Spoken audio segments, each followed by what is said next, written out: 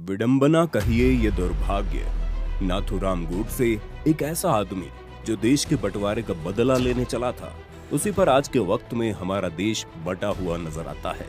कुछ लोग उन्हें एक देशभक्त के रूप में देखते हैं, तो कुछ लोग उन्हें कट्टर चरमपंथी से ज्यादा कुछ नहीं देखते। संख्या बल में किस विचार के लोग ज्यादा हैं, ये आज के समय में कहना और भी ज्यादा मुश्किल है। पर सवाल तो बनता ही है कि आखिर एक हत्यारे पर इतनी चर्चा क्यों?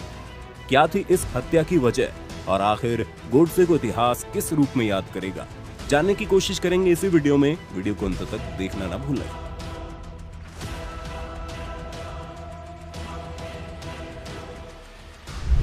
सभी जानते हैं कि 30 जनवरी 1948 की शाम 5 बजे जब गांधी संध्या पूजन के लिए बाहर आए तो गोडसे भीड़ से होकर उनके पास जा पहुंचे। पहले गोडसे ने उन्हें नमन किया और मौका देखते ही एक के बाद एक 3 गोलियां गांधी के सीने में उतार दी। 5:17 पर देश के राष्ट्रपिता की हत्या कर दी गई। इस घटना के बाद गोडसे वहां से भागे नहीं। भीड़ ये दृश्य देखकर सन्न थी और जैसे ही वहां खड़े लोगों ने अपना होश संभाला, वो गोडसे पर टूट पड़ी और उन्हें पीटने लगी।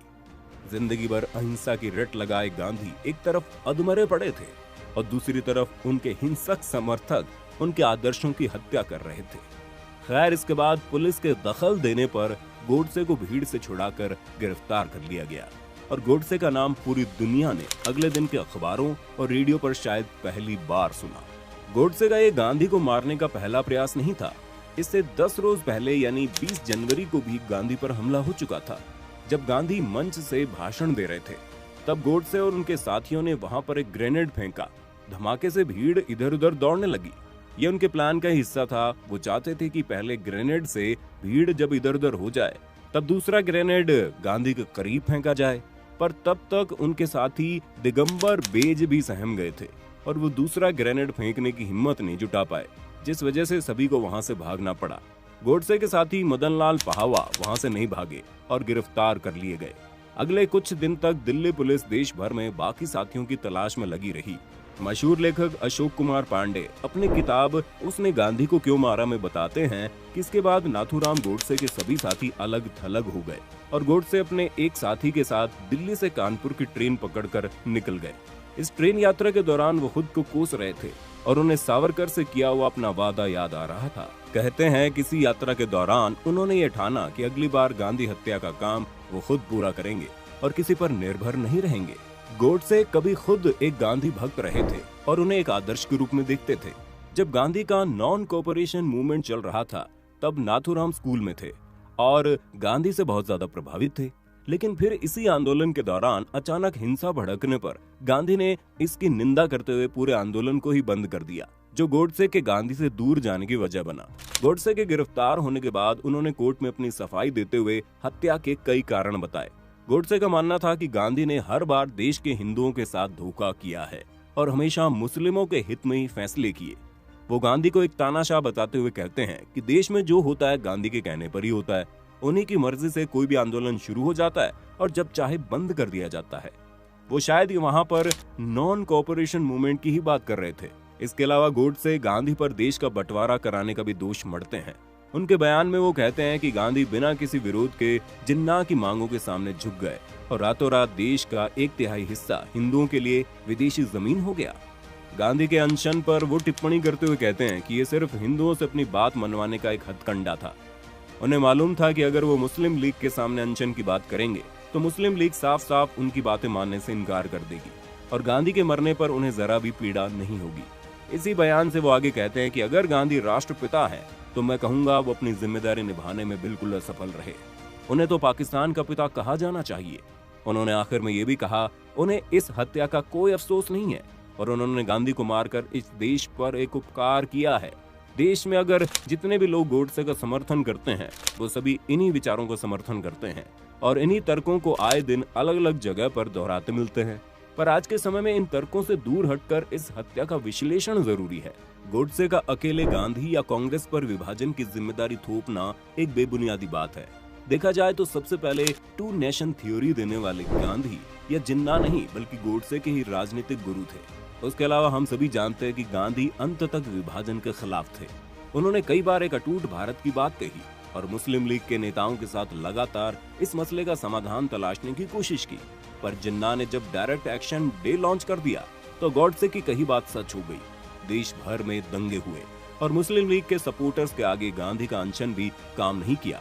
और जब विभाजन को रोकने का कोई रास्ता नहीं बचा तो गांधी को झुककर मुस्लिम लीग की बात माननी पड़ी। गांधी इसके बाद भी भारत भर में हिंदू मुस्लिम एकता पर काम करते रहे और विभाजन के वक्त भी वो देश भर में घूम घूम कर दंगों की आग को बुझाने में लगे थे। गांधी की इन्हीं कोशिशों का नतीजा है कि देश की बहुत सी मुस्लिम आबादी ने अपने देश पर विश्वास जताते हुए यहीं रहने का फैसला किया और आगे चलकर देश की उन्नति में योगदान भी दिया। गांधी का नॉन कोऑपरेशन मूवमेंट को रोकने का फैसला भी उनके सिद्धांतों को दर्शाता है। यह आंदोलन एक शांतिपूर्ण तरीके से किए जाने वाले अहिंसक आंदोलन के रूप में शुरू किया गया था। ऐसे में आंदोलन में हिंसा भड़कने पर आंदोलन के मूल सिद्धांतों को चोट पहुंची थी, जिस कारण से उसे रोकने का फैसला लिया गया। और ऐसा भी नहीं था कि इसके बाद गांधी ने अंग्रेजों से माफी मांगकर कभी कोई आंदोलन ही न किया हो। वो लगातार इसके बाद भी कई आंदोलनों के नायक रहे और अंग्रेजी सरकार के खिलाफ उन्होंने हमेशा बोला। गांधी को हिंदू विरोधी बताने वाले लोग उस वक्त इस बात से ज्यादा आहत थे कि वे पिछड़े वर्ग के लोगों को मुख्य धारा में लाने का प्रयास कर रहे थे और अछूतों के हकों के लिए निरंतर लड़ाई लड़ रहे थे।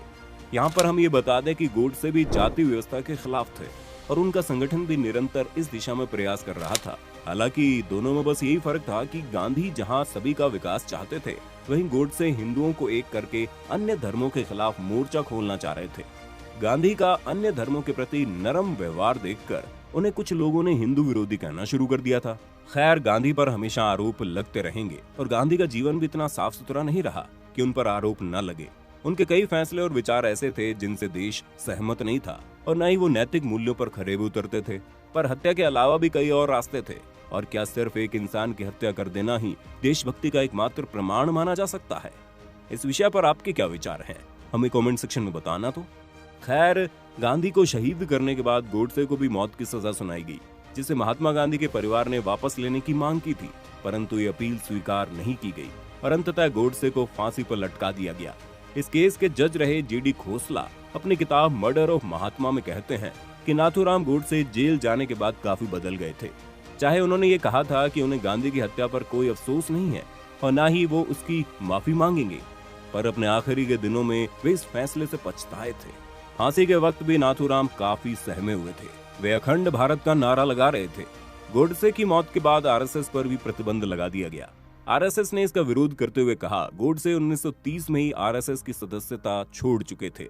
पर गोडसे के भाई और इस घटना के कई आरोपी अब भी आरएसएस के सदस्य थे और उन्होंने हमेशा आरएसएस पर उन्हें अकेला छोड़ देने का आरोप लगाया। सत्य क्या है, अब इसे पूर्ण रूप से तो नहीं परखा जा सकता। केवल मौजूद जानकारी की मदद से अनुमान लगाए जा सकते हैं। ये फैसला सभी को खुद से ही करना है कि वो गांधी, गोडसे, नेहरू और जिन्ना को कैसे देखना पसंद करते हैं। और हर लोकतंत्र आपको ये आजादी भी देता है। आपको आज का वीडियो पसंद आया तो वीडियो को लाइक करें। ऐसे ही अन्य वीडियोस के लिए चैनल को सब्सक्राइब करना ना भूलें। और अगर ये वीडियो आप फेसबुक पर देख रहे हैं तो हमारे फेसबुक पेज को भी लाइक और फॉलो कर दें।